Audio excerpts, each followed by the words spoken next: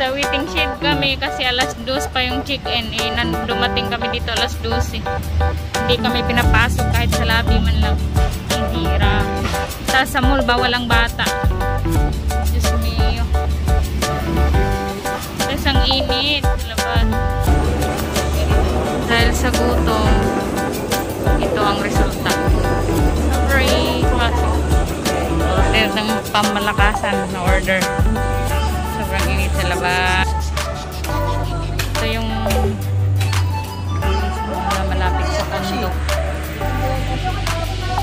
At least malapit lang kami sa mall. Pagbaba ng condo, paglabas sa konti. Oo na agad.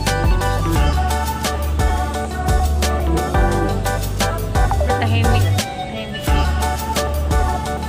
At ako gutom. Nakapasok din kami dito sa... Natulog kasi yung anak ko, yung kaya mahina yung boses ko.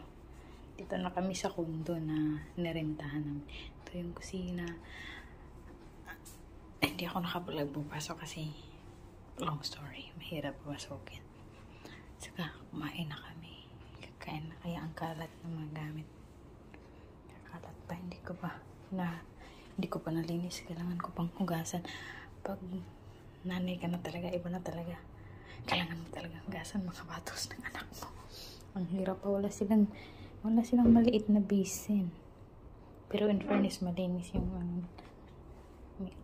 condo nila. Tsaka maganda kahit studio unit lang siya, maganda. Tulak natin to.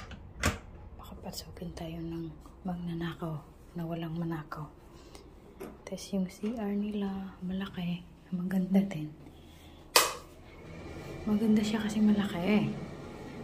May malugar. Kahit shower nila, okay din. May libreng pa shampoo si Mayor. Kasi, pag ma-turn over na yung kunto ng kapatid ko, ituro ko kayo. Maliit dito. Same lang naman sila studio unit. Ito, dito kumbaga. Pagpasok ng pintuan, diretso lang sana to dito. Pero pinagawaan niya to ng may-ari. Sabi niya, pinagawaan niya to. Saka lang makalat na, pasensyaan mo na makalat, hindi ko pa alam paano gano'n. Hindi ko pa alam, unahin ko muna ang gatas ng anak ko. Tapos dito. At saka dito makalat pa kasi hindi. Alam yung anak ko. Pagod din sa biyahe. Okay naman siya. Maganda siya kasi malinis. 1,800 per night. So, dito sa Taguig. Kasi, ang interview ko kasi sa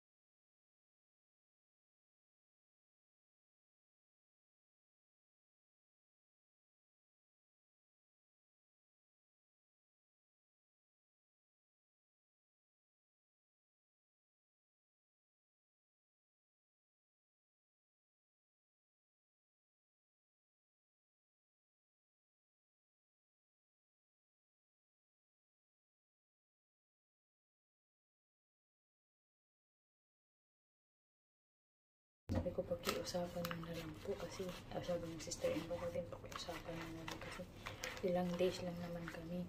Bukas at saka 3 day. Ngayon, bukas at saka next. Kasi pagkatapos ng interview ko, uwi agad kami sa Cebu. Hindi kami magstay dito na matagal kasi lagi naman dito lagi naman nag-GCQ. Sa Cebu, okay naman siya konti. Tapos yun, buti na pumayag na napapayag ng management. At saka, may valid reason din kasi ako. Binigyan ako ng valid reason ng embassy para ipakita ko yan. Ang struggle kasi yung anak ko umiyak sa aeroplano. Umiyak yung anak ko umiyak sa aeroplano, umiyak sa taxi. Ang hirap pag may baby, tas hindi. Sanay naman siya sa biyahe, pero ang problema, nanibago siguro siya kasi ang layo. Ay, naghuhugas talaga ako. See you na guys, see you na yun. Mahirap magbiyahe pag hindi nag-GCQ. Okay sana. Ang kati ng mga legs ko sa Carsones, Diyos ko. See you guys. See you next time. Bye bye.